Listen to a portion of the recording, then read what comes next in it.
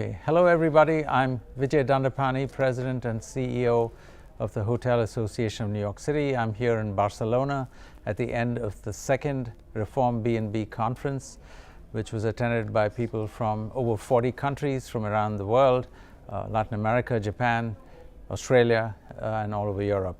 So the end of the conference, first day, we were able to get together a set of 7 guidelines that was unanimously adopted by all the members.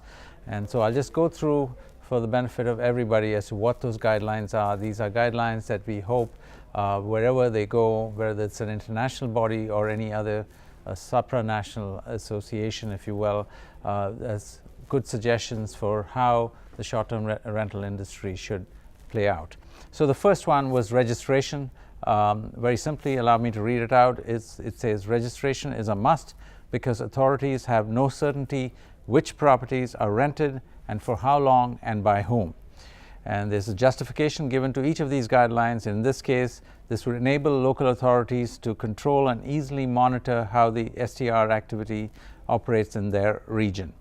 And with the cooperation of platforms, it would allow better and more effective tax enforcement, consumer protection, and public consulting of the public.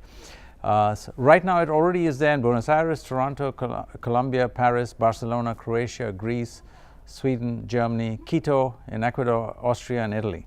And of course, more jurisdictions to follow. So 1.2, that was 1.1, the first guideline. 1.2 is a requirement to post a number, a registration number for each of these registered short-term rental listings. And the justification is that it should be mandatory to add the registration number on of the apartments offered on the STR platform. So let me move on to the number 2 guideline, which pertains to taxation. The measure calls for a similar level of tax as hotels and other accommodations must be paid by the short-term rental industry. The platforms or the intermediaries should support the government authorities in reporting to collect the right amount of taxes. Once again, the purpose or the justification was compliance with fiscal regulation would be a key factor for fair competition. STR providers should pay the appropriate levels of tax as hotels they compete against, and it would be harder for them or the host to have tax avoidance and evasions. There are a number of jurisdictions where it already does apply, but I'll just name a few: Quito, Paris, Florence, Milan, Liechtenstein, Barcelona, Switzerland, Croatia, and Austria. Sales tax, GST, VAT, or other taxes on all revenue. Perth, Toronto, Santiago de Chile, Colombia, Quito, Florence, Milan, Argentina, Switzerland, Finland, and Croatia. So the third guideline was thresholds. Authorities could set thresholds to protect against negative social impacts. For example, housing. We all know about the negative consequences to housing from STR platforms. And the justification again was it would allow authorities to identify regular versus professional suppliers, which must again comply with the same rules as hotels, hostels, and other accommodations. And it also would obviously allow for a healthier competition in the tourism market. Applies again in several locations: Toronto, Geneva, Liechtenstein, Sweden, Paris, and New York.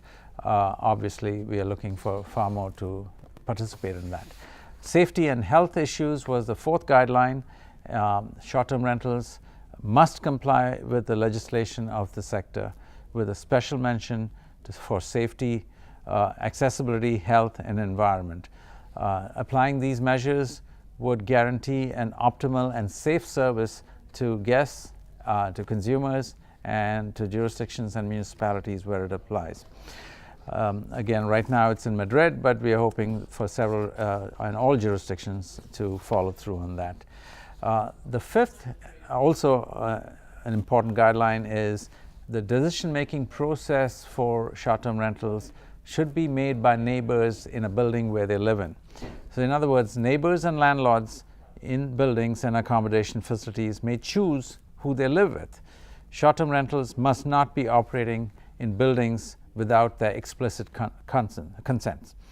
So the justification again is allowing neighbors to participate in this would create better synergy, both with local authorities and with fellow neighbors, and ensure safety and security of those buildings.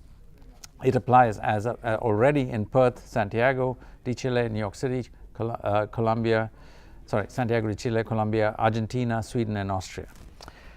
The sixth guideline pertains to liability. The legal liability by platforms and hosts must be clearly defined.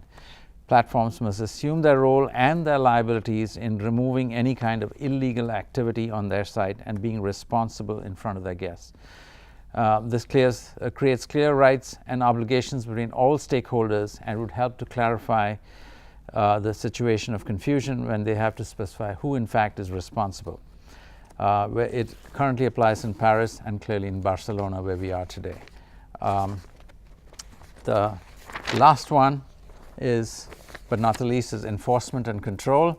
Local authorities must regulate, limit, and stop the practice they consider as illegal, and at the same time they have to have a mechanism of inspection to allow the permanent monitoring to create a correct ecosystem between all stakeholders. Fines must be defined for people who break the law and for platforms when they violate the regulations settled. Having access to the tools for organization and inspection of STRs would allow local authorities to have a more efficient control on the development of activity in their area, avoiding an uncontrolled increase of STR activity that's unlicensed. So where does it apply? It applies in Santiago de Chile, in Colombia, Paris, Milan, Barcelona, of course, Croatia, and Greece. Thank you, and we look forward to any questions that can be sent directly to the ReformBnB authorities. Thank you.